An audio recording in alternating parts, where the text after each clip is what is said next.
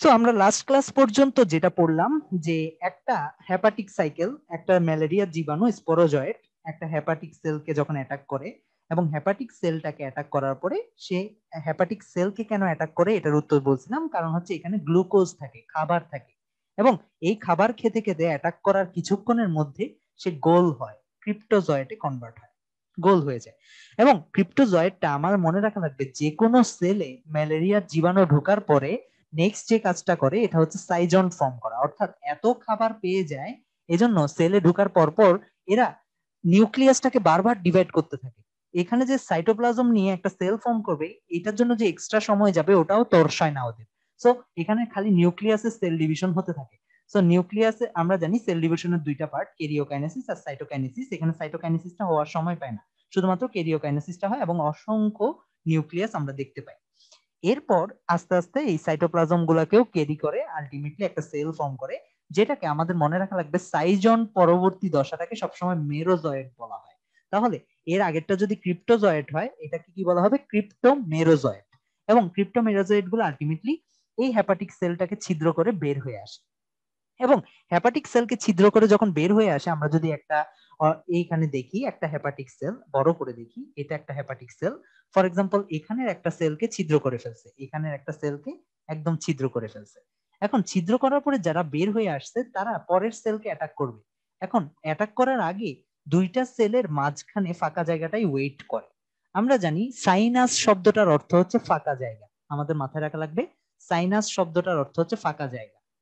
আচ্ছা, কিন্তু এখানে আসলে এটা সত্যিকার অর্থে কোনো ফাঁকা জায়গা না, দুইটা সেলের মাঝের জায়গা। তাহলে এটা ফাঁকা জায়গা সত্যিকার অর্থে না। এবং মিথ্যা অর্থে যেটা সাইনাসের মতো কিছু একটা, এটা কিন্তু সাইনাস না, এটা বোঝাতে লাস্টে অয়েড যুক্ত হয়ে যায়। আমাদের মনে রাখা লাগবে সবকিছুর শেষে যদি অয়েড থাকে, এটা হচ্ছে জিনিসটার মতো কিছু একটা, কিন্তু সত্যিকার অর্থে জিনিসটা না। ফর এক্সাম্পল আমরা জানি প্রোক্যারিওটিক সেলে নিউক্লয়েড থাকে, নিউক্লিয়াস থাকে না। নিউক্লিয়াসের মতো কিছু একটা থাকে কিন্তু ওটাকে নিউক্লিয়াস বলা হয় না। তাহলে এই সাইনোসয়েডের মধ্যে এই সেলগুলো ওয়েট করে, এরা কারা? ক্রিপ্টোমেরোজয়েট। এবং ফাইনালি ক্রিপ্টোমেরোজয়েট হেপাটিক সেলে ঢুকলো এবং চিরায়ত নিয়ম, এটা কি তোমার, এটা আলটিমেটলি সাইজন ফর্ম করবে, কারণ অনেক খাবার পাইছে এবং নেক্সট কাজ কি, এরা সাইজন ফর্ম করবে। এই কভারিংটা এখনো নিবে না। সো সাইজন ফর্ম করলো এবং আস্তে আস্তে এই সাইটোপ্লাজম গুলাকে নিয়ে একটা একটা সেল ফর্ম করলো। আমরা জানি যে আগেরটা যেটা ছিল তার সঙ্গে মেরো যোগ করা লাগবে, কিন্তু এখানে তো আগে থেকে একটা মেরো আছেই। অর্থাৎ এটা কি ক্রিপ্টোমেরোজয়েট আগেও বলতা, এখানে ক্রিপ্টোমেরোজয়েট বলতে কষ্ট হবে, তাই এটাকে বলা হচ্ছে ক্রিপ্টোমেরোজয়েটের পরের স্টেজ বা মেটা ক্রিপ্টোমেরোজয়েট। মেটা ওয়ার্ডটা ইউজ হয় পরের পরের স্টেপ বুঝাতে, আর প্রো ওয়ার্ডটা ইউজ হয় আগের স্টেপ বুঝাইতে। ফর এক্সাম্পল প্রো মেটাফেজ, মেটাফেজের আগের স্টেপ, আর মেটা দিয়ে আমরা পরের স্টেপটাকে বুঝি। তাহলে ক্রিপ্টোমেরোজয়েটের পরের স্টেপটা কি হবে? মেটা ক্রিপ্টোমেরোজয়েট। এবং এরা দেখা যায় কিছু ছোট ছোট সেল ফর্ম করে, কিছু বড় সেল ফর্ম করে, এবং ছোট সেলগুলো বের হয়ে আসে, তাদেরকে বলা হয় মাইক্রো মেটাক্রিপ্টোমেরোজয়েট। আর বড়টাকে বলা হয় ম্যাক্রো মেটাক্রিপ্টোমেরোজয়েট। এবং বড়টা আরেকটা হেপাটিক সেলকে অ্যাটাক করে এবং আবার সেম প্রসেসের মধ্য দিয়ে যায়। আর ছোটটা কাকে অ্যাটাক করে? আরবিসি কে অ্যাটাক করে। এখন আমরা যদি দেখি হেপাটিক ফেজ আমরা দুইটা দেখলাম, প্রথম ফেজটাতে আরবিসি কে অ্যাটাকের কোনো প্রশ্ন ছিল না, তাই এটাকে কি বলা হয়তো? Pre pre erythrocytic hepatic cycle, এটাকে বলা হচ্ছে প্রি এরিথ্রোসাইটিক। আর পরেরটাকে বলা হয়, আমরা যদি দেখি এখানের মধ্যে কিছু অংশ আরবিসি তে গেছে, আবার কিছু অংশ হেপাটিক সেলে গেছে, অর্থাৎ যেসব অংশ আরবিসি এক্সট্রা আরবিসি তে যেতে পারে নাই তাদেরকে বলা হচ্ছে এক্সো, তারাই গেছে শুধুমাত্র হেপাটিক সেলে, তাহলে এদেরকে বলা হয় কি? Exo erythrocytic hepatic cycle. অর্থাৎ এরিথ্রোসাইটের বাইরে যেগুলা, তারা হেপাটিক কোষকে অ্যাটাক করছে, এটাকে বলা হচ্ছে exo erythrocytic hepatic cycle. So এখন আমরা দেখবো আরবিসি তে গিয়ে এরা কি কাজ করে। সিম্পল প্যাটার্ন আমরা জানি, প্রত্যেকটা সেলে ঢোকার পরে এদের ফার্স্ট কাজ কি? সাইজন ফর্ম করা। সো আমরা এখন দেখবো সাইজন ফর্ম করে, কিন্তু সাইজন ফর্ম করার আগে এরা আরো কয়েকটা স্টেপ পার করে আসে। আমরা দেখে আসি আরবিসি তে এরা কি করে। তাহলে আমরা দেখলাম আরবিসি। এখন আরবিসির মধ্যে, এখানের মধ্যে থেকে মাইক্রো, যেটা মাইক্রো মেটাক্রিপ্টোমেরোজয়েটটা প্রবেশ করবে এখানে, মাইক্রোটা এখানে প্রবেশ করবে। সো ঢুকার পরে আরবিসি তে ঢুকার পরে এরা ফার্স্ট কাজ করে যেটা, এখন আমরা জানি নর্মালি প্রথম কাজ হচ্ছে সাইজন ফর্ম করা, কিন্তু এরা প্রথমেই সাইজন ফর্ম করে না। দেখা যায় এখানের মধ্যে এটা যেহেতু অনেকক্ষণ ধরে এটা কিন্তু হেপাটিক সেল থেকেই মুভ করতেছে, প্রথম যে সেলটা ছিল ওটা কন্টিনিউয়াসলি কাজ করতে করতে করতে এই পর্যায়ে পৌঁছেছে, একটা সেলও কিন্তু মারা যায়নি। সো এখানের মধ্যে প্রচুর পরিমাণে বর্জ্য জমতে শুরু করে, ময়লা জমতে শুরু করে। এবং আমরা জানি বর্জ্য জমলে এখানে সেলের ভিতর যে ভ্যাকিউলটা থাকে, এই ভ্যাকিউলটা বড় হতে থাকে, সেলের মধ্যে প্রত্যেকটা সেলের মধ্যে একটা ভ্যাকিউল থাকে, ভ্যাকিউলটা বড় হতে থাকে। সো এখানের মধ্যেও যেহেতু এটা অসংখ্য টাইম ধরে বিভিন্ন স্টেজ পার করে আসছে, এখানের মধ্যে প্রচুর পরিমাণে বর্জ্য জমা হয়েছে। তাই দেখা যায় কি এই বর্জ্যটা আলটিমেটলি একটা সেল ভ্যাকিউল ফর্ম করে। এবং সেল ভ্যাকিউলটা দেখতে অনেকটা এরকম হয়, যেহেতু সেল ভ্যাকিউলটা অনেক বড় হয়ে যায়, তাই দেখা যায় কি পুরা নিউক্লিয়াসটাকে এক সাইডে চেপে দেয়, নিউক্লিয়াসটাকে এক সাইডে চেপে দেয়। আর ভ্যাকিউলটাকে দেখতে অনেকটা তখন আংটির মতো মনে হয়, এটাকে আংটির মতো মনে হয়, এটাকে বলা হয় sigmoid ring, signet ring, sorry signet ring. এটাকে কি বলা হয়, আংটি বা সিগনেট রিং। এখন এই এই যে ভ্যাকিউলটা বা ময়লা যে জমা হওয়ার বিষয়টা, এটা কিন্তু থেমে থাকে না, এটা কন্টিনিউয়াসলি চলতে থাকে। এবং চলতে থাকলে এই ভ্যাকিউলটা যদি আরো বড় হয়, তখন আর এই সুন্দর স্ফেরিক্যাল শেপ বা গোলাকার শেপটা তখন আর থাকে না। তখন কি হয়, এখানের মধ্যে যে সিগনেট রিংটা আছে ওটার থেকে বিভিন্ন এক্সট্রা অংশ বের হতে শুরু করে। আমরা যদি দেখি এখান থেকে এই অংশটা এরকম বিভিন্ন অংশ বের হতে শুরু করে। ওকে, এরকম করে বের হয়ে গেছে।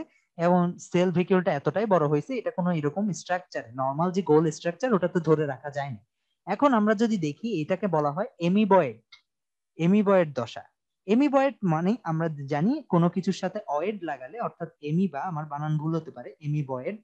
সো কোনো কিছুর সাথে অয়েড লাগানোর অর্থ হলো এটা এমিবার মতো, কিন্তু এমিবা না। আমরা জানি এমিবা হচ্ছে একটা এককোষী প্রাণী যেটা মুভমেন্ট করে, ধরি আমরা এটা একটা এমিবা, এটা মুভমেন্ট করে এখান থেকে ছোট একটা অংশ বের করে, তারপর পুরো বডিটা এখান থেকে নিয়ে সামনে নিয়ে যায়, এভাবে ছোট ছোট অংশ বের করার মাধ্যমে মুভমেন্ট করে। তাই এমিবার মুভমেন্টের মতো এখানে অংশ বের হচ্ছে, এজন্য এটাকে বলা হয় এমিবয়েড, কিন্তু এটা আসলে এমিবা না। নেক্সট, এমিবয়েড হওয়ার পরে যে জিনিসটা হয়, এরপরে আমরা মেইন যে স্টেপটার কথা জানি, যে কোনো একটা সেলে ঢোকার পরে সাইজন ফর্ম করবে, এটা একদম স্বতঃসিদ্ধ নিয়ম ছিল। যে কোনো একটা সেলে ঢোকার পরে ফার্স্ট কাজ দেখতেছি কি সাইজন ফর্ম করা। এখানেও আমরা দেখতেছি যে কোনো একটা সেলে ঢোকার পরে ফার্স্ট কাজটা কি সাইজন ফর্ম করা। সো এখানে এতক্ষণ সাইজন কেন ফর্ম করে নাই, তার কারণ হচ্ছে এখানে যে ময়লাগুলো ছিল ওগুলো সেল ভ্যাকিউলটাকে বড় করতেছিল। সো আমরা দেখতে পেলাম সেল ভ্যাকিউলটাকে বড় করলো। এবার আমরা দেখি এখানের মধ্যে আলটিমেটলি সাইজন ফর্ম হতে শুরু হলো। সাইজন ফর্ম হতে শুরু হলে ফার্স্ট কাজ ছিল সাইজন ফর্ম করা, এটা এতক্ষণে হচ্ছে। তারপর আমরা লিখে ফেলি এখানে সাইজনটা ফর্ম হলো। এবং সাইজনটার ক্ষেত্রে আমরা জানি প্রথমে সাইজনটা কেন হয়, অসংখ্য খাবার পাওয়ার ফলে এটা দুইটা স্টেপ হওয়ার কথা, কেরিওকাইনেসিস সাইটোকাইনেসিস, কিন্তু সাইটোকাইনেসিস হয় না, শুধুমাত্র কেরিওকাইনেসিসটা হয়। এজন্য সবগুলা নিউক্লিয়াস এরকম করে থাকে, এই দশাটাকে বলা হয় সাইজন দশা। এবং এমিবয়েডের পরে আমরা যদি দেখি রেড, একটু আগে হেপাটিক সেলের মধ্যে সাইজন দশাটা নর্মাল ছিল, কিন্তু এই সাইজন দশাটা একটু এক্সেপশনাল। আমাদের খেয়াল রাখা লাগবে এই জীবাণুটা যেহেতু রেড ব্লাড সেলে ঢুকছে, রেড ব্লাড সেলের ভিতর নর্মালি যেসব জিনিস থাকে, হিমোগ্লোবিন থাকে, রেড ব্লাড সেলের ভিতর হিমোগ্লোবিন থাকে, এই হিমোগ্লোবিনটাকে ভেঙে ফেলতে শুরু করবে।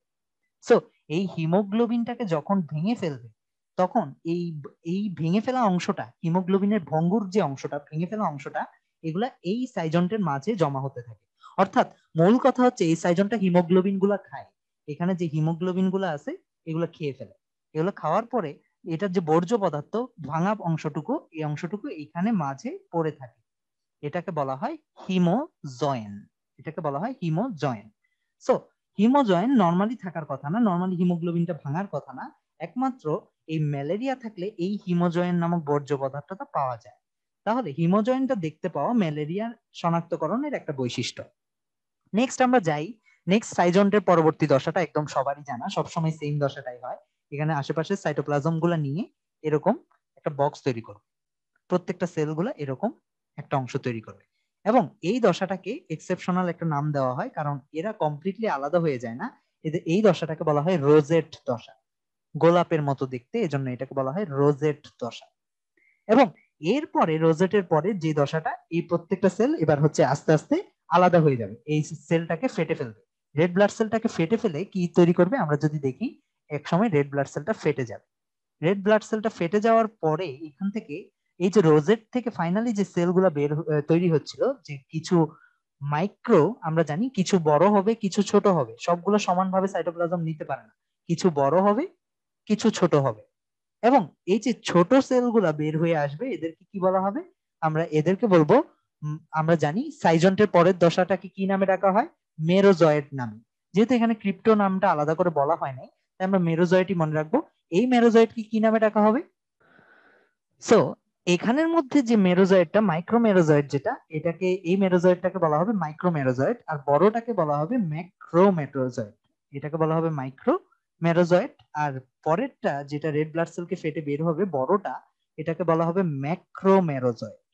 ম্যাক্রোমেরোজয়েড। আচ্ছা, এই ম্যাক্রোমেরোজয়েড এবং মাইক্রোমেরোজয়েড পরবর্তীতে ওয়েট করে আমাদের বডিতে ভাসতে থাকে, রক্তের সাথে ভেসে বেড়াতে থাকে। কারণ কি, রেড ব্লাড সেলটা সাধারণত কোথায় ভাসে? আমরা যদি দেখি ব্লাড ভেসেল নেই একটা, এই যে ব্লাড ভেসেলের মধ্যে রেড ব্লাড সেল গুলা ভাসতে থাকে এখান থেকে।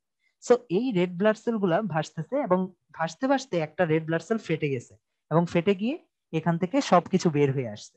এবং বের হয়ে আসার পরে এরা হচ্ছে রক্তে ভাসতে থাকে, এবং রক্তে ভাসতে থাকে। একটা সময় যখন আবার আরেকটা মশা কামড় দেয়, তখন এই মশার সাথে মশা আঁকা খুবই বিশ্রী হয়েছে, ওকে, এই মশার সাথে এই মাইক্রো এবং ম্যাক্রো গুলা চলে যায়, এবং এই মাইক্রো এবং ম্যাক্রো গুলা মশার পেটে পরবর্তীতে যৌন জনন করে। বড়টা ফিমেল বডি তৈরি করে আর ছোটটা মেল বডি তৈরি করে, এবং যৌন জননের মাধ্যমে মশার মধ্যে পরবর্তী যে যৌন জীবনটা, ওটা মশার মধ্যে হয়। মনে রাখবে, মানুষের মধ্যে কখনো টুয়াইস এন ফর্ম হয় না, এন থাকে, এই জন্য মানুষকে বলা হয় সেকেন্ডারি হোস্ট। তাহলে আমরা রেড ব্লাড সেলের মধ্যে কি হয় দেখলাম। এখন আমরা সাধারণত এই ম্যালেরিয়ার যে হলো, এটা সাধারণত কিছু সিমটমস আছে, যেমন প্রত্যেকটা রেড ব্লাড সেল ফেটে যেতে 48 ঘন্টার মতো সময় লাগে। 48 ঘন্টা পরে এগুলো রক্তে চলে আসে, রক্তে চলে আসার পরে ডাব্লিউবিসি চলে আসে, এখানে ডাব্লিউবিসি। সো রক্তে আসার পরে ডাব্লিউবিসি বা বিভিন্ন যে শ্বেত রক্তকণিকা, আমাদের ইমিউন সিস্টেম এর এটাকে ধ্বংস করার জন্য বিভিন্ন সাইটোকাইন বা বিভিন্ন অস্ত্র, বিভিন্ন গোলা বারুদ ঢালতে থাকে। এবং এই গোলা বারুদ গুলো আলটিমেটলি আমাদের জ্বর বাড়ায় দেয়, কারণ এগুলো পাওয়ারফুল কেমিক্যাল, এগুলো আমাদের বডি টেম্পারেচার বাড়ায় দেয়। সো প্রতি 48 ঘন্টা পর পর জ্বর হয়। সো নর্মালি কাঁপুনি দিয়ে জ্বর আসলে, যেহেতু আমাদের শীত লাগে, জ্বর হলে এটা যেহেতু টেম্পারেচার, শরীরের টেম্পারেচার বেড়ে গেছে কিন্তু বাইরের টেম্পারেচার তো কম, তাই দেখা যায় আমাদের শরীর চায় এক্সট্রা কিছু হিট তৈরি করতে। তাই যদি প্রতি 48 ঘন্টা পর পর জ্বর আসে, দেখা যায় জ্বরের সাথে আমাদের কাঁপুনিও হয়।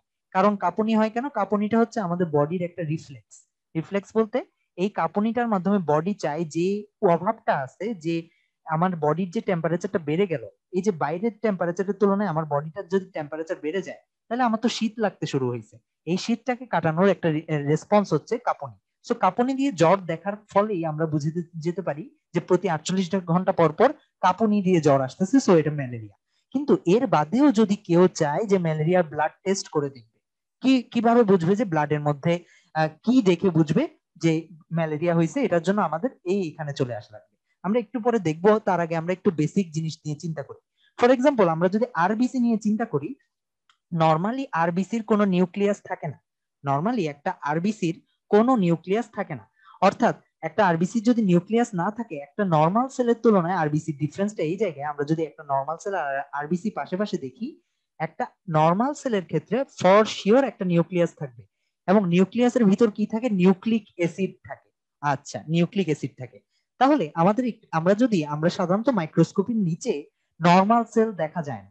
নর্মাল সেলগুলো মাইক্রোস্কোপের নিচে দেখা যায় না। মাইক্রোস্কোপের নিচে এটাকে স্লাইডের মধ্যে ঢালতে হয়। এই স্লাইডের মধ্যে ঢেলে, রক্ত ঢেলে এখানের উপর রং ঢালতে হয়। রংগুলো সাধারণত দুই ধরনের হয়, এসিডিক রং, আরেকটা হয় বেসিক রং। আমরা জানি একদম সিম্পল, ক্লাস 9-10 এর বেসিক এটা। বেসিক রং মানেই এটা নীল। আমরা জানি লাল লিটমাসকে নীল করে বেসিক। তাহলে নীল মানে হচ্ছে বেসিক রং, অন্যদিকে লাল মানে হচ্ছে এসিডিক রং। তাহলে আমরা কি বুঝতে পারতেছি? এসিডিক রং যেটা, ওটাকে টানবে কে? বেসিক জিনিসপত্র। আমার যে বেসিক জিনিসপত্র আছে, আমার সেলের মধ্যে যেখানেই বেসিক আছে, সাধারণত সাইটোপ্লাজমে বেসিক জিনিসপত্র থাকে, সাইটোপ্লাজমটা সাধারণত লাল হয়। তাহলে নীল কোনটা হবে? আমরা জানি এসিডিক কিছু যদি কোথাও থাকে, ওটা নীল হবে। এবং আমরা জানি এই যে নিউক্লিয়াসের মধ্যে ডিঅক্সি রাইবোনিউক্লিক অ্যাসিড, এই আরএনএ ডিএনএ মূলত নিউক্লিক অ্যাসিড থাকে। তাহলে এই নিউক্লিক অ্যাসিড গুলা আলটিমেটলি এই বেসিক রংগুলাকে টানবে। তাহলে ইন জেনারেল আমরা বলতে পারি বেসিক রংগুলা কোথায় যাবে? বেসিক রংগুলা নিউক্লিয়াসের মধ্যে যাবে। এবং নিউক্লিয়াসের মধ্যে গেলে আমরা যখন মাইক্রোস্কোপের নিচে দেখি, মাইক্রোস্কোপের নিচে আরবিসির মধ্যে কোনো নীল রং দেখা যায় না, কিন্তু নর্মাল সেলগুলোর মধ্যে আমরা যদি দেখি, নর্মাল সেলগুলো সাধারণত এরকম একটা নীল বিন্দু দেখা যায়, ওটা হচ্ছে নিউক্লিয়াস। তাহলে আমরা একটা আরবিসি আর একটা নর্মাল সেলের মধ্যে পার্থক্য করি এইভাবে, নীল বিন্দু দেখা যাবে, কিন্তু আরবিসির ক্ষেত্রে কোনো নীল বিন্দু দেখা যাবে না, শুধুমাত্র এরকম গোল অংশগুলো থাকবে। তাহলে আরবিসিতে যেহেতু নিউক্লিক অ্যাসিড নাই, নীল বিন্দু দেখা যাবে না, কিন্তু কোনো কারণে যদি আরবিসিতে নীল বিন্দু দেখা যায়, তার অর্থ এটা বাইরে থেকে আসছে, এটা আরবিসি নিজের না। অর্থাৎ এখানে কোনো একটা জীবাণু বা কোনো একটা প্রাণ ঢুকছে যার নিজের নিউক্লিয়াস আছে, একটা সেল ঢুকছে যার নিজের নিউক্লিয়াস আছে, যে নিউক্লিয়াস নিউক্লিক অ্যাসিডের কারণে বেসিক রংটাকে টানতেছে, কিন্তু আরবিসির নিজের না এটা। তাহলে এটা দেখার সাথে সাথে আমরা বুঝে গেলাম যে হ্যাঁ, আরবিসিটা অ্যাটাক হয়েছে। এবং তাহলে আমরা বিভিন্ন ভাবে এটা দেখতে পারি। যদি এরকম কিছু একটা দেখি যে একদম চ্যাপ্টা একটা নিউক্লিয়াস আছে আংটির মতো, সিগনেট রিং দেখি, তাহলে আমরা বলতে পারি হ্যাঁ, ম্যালেরিয়ার একটা স্টেজে চলে গেছে। বা আমরা যদি এরকম রোজেট দশার মধ্যে দিই, তখন আমরা যে সেলটা দেখতে পাবো, এখানে যদি এই দশার মধ্যে যদি রং দিই, তাহলে আমরা সেলটা দেখতে পাবো অনেকটা এরকম। আরবিসি তার নিজের কোনো নিউক্লিয়াস নাই, কিন্তু আরবিসির এখানে অসংখ্য নিউক্লিয়াস দেখতে পাবো। তাহলে আমরা সাইজন দশাটাও দেখতে পাবো মাইক্রোস্কোপের নিচে, কারণ কি বেসিক যে রংগুলা, বেসিক রংগুলা নিউক্লিক অ্যাসিডের টানে এখানে চলে আসবে। তাহলে আমরা বুঝতে পারতেছি কিভাবে এই বিষয়টা রং করে। তাহলে আমরা যদি এখন কয়েকটা মাইক্রোস্কোপের ছবি দেখি যে আসলে ম্যালেরিয়ার রেড ব্লাড সেল গুলা মাইক্রোস্কোপের নিচে কেমন হয়, তাহলে আমাদের বিষয়টা আরেকটু ক্লিয়ার হবে। তাহলে আমরা দেখলাম নর্মালি রেড ব্লাড সেল কিভাবে ফেটে এখান থেকে স্পোরোজয়েড গুলো বের হয়ে আসে, সরি, এখান থেকে মেরোজয়েড গুলো বের হয়ে আসে। তাহলে আমরা বললাম কি নর্মালি রেড ব্লাড সেল মাইক্রোস্কোপের নিচে কোনো নীল রং দিবে না, নর্মাল রেড ব্লাড সেল গুলো কোনো নীল রং থাকবে না, এগুলো নর্মাল রেড ব্লাড সেল। আর যদি নীল রং থাকে রেড ব্লাড সেলের মধ্যে, অর্থাৎ এখানে অন্য কারো কিছু ঢুকে পড়ছে। সো আমরা দেখতে পাচ্ছি জিনিসগুলো দেখতে কিরকম হয়। অসংখ্য সাইজন থাকলে এরকম অসংখ্য নীল রং দিবে। বা এটা যদি রিং এর মতো কিছু ফর্ম করে, এটা যদি আরেকটু ক্লোজলি দেখি তাহলে আরেকটু ক্লিয়ার হবে, আমরা ক্লোজলি যাই তাহলে ক্লিয়ার হবে। এখানে যদি দেখি এটাকে দেখতে অনেকটা একটা রিং ফর্ম করছে মনে হচ্ছে না? একটা রিং মনে হচ্ছে আমরা যদি দেখি। তাই এখানে আমরা যদি এই অংশটা দেখি, এটা একটা রিং ফর্ম করছে, সো এটাকে সিগনেট রিং বলতেছি আমি। এরপর আমরা যদি দেখি এই অংশগুলা সাইজন সাইজন সাইজন এবং আলটিমেটলি ডি শেপড হয়ে আলটিমেটলি ফেটে যাচ্ছে, এবং এটা যদি দেখি এগুলা, এটা হচ্ছে সিগনেট রিং। এবং মাইক্রোস্কোপের নিচে যখন এইগুলা দেখতে পাই, আমরা সিগনেট রিং গুলা ফর্ম করে এইগুলা দেখতে পাই, তখনই আমরা বলি যে ম্যালেরিয়া হয়েছে। তাহলে আমরা বুঝতে পারলাম ম্যালেরিয়ার কিভাবে ম্যালেরিয়াটা শনাক্ত করা যায়। নর্মালি সাধারণত এটা একদম ইউনিক একটা টেস্ট, কারণ ইউনিক একটা রোগ, কারণ কি এরা কাঁপুনি সহ জ্বর আর কোনো রোগে হয় না। সো কাঁপুনি সহ জ্বর এটা মনে রাখলেই, এটা দেখার সাথে সাথেই প্রতি একটা পিরিয়ড পর পর যখন হয় তখন এটা দেখলেই সাধারণত বোঝা যায় যে ম্যালেরিয়া হয়েছে। এটার জন্য সাধারণত টেস্টের দরকার পড়ে না, কিন্তু যদি টেস্ট করো তাহলে এই জিনিসগুলোই দেখতে পাবো, রেড ব্লাড সেলের মধ্যে এই বিষয়গুলোই দেখতে পাবো। এবং আমরা ফুল রেড ব্লাড সেলের সাইকেলটা পড়লাম, সাইকেলটা পড়ে আমরা বুঝলাম যে কেন এরকম জিনিসগুলো দেখা যায়। তাহলে নেক্সট টাইম তোমরা যদি কখনো সুযোগ পাও মাইক্রোস্কোপের নিচে দেখার, তাহলে এই জিনিসটা দেখি তোমরা বুঝতে পারবে। এবং তোমরা অবশ্যই বুঝতে পারতেছো কেন এরা নীল হচ্ছে এবং বাকি অংশটা লাল হচ্ছে, কারণ এদের মধ্যে নিউক্লিক অ্যাসিড আছে এবং অ্যাসিড বেসিক রংকে টানে, এবং বেসিক রং মানেই নীল রং। সো আমরা বুঝতে পারলাম নিউক্লিয়াস গুলো কেন নীল হয়। এভাবে আমরা ম্যালেরিয়া শনাক্তকরণ করি।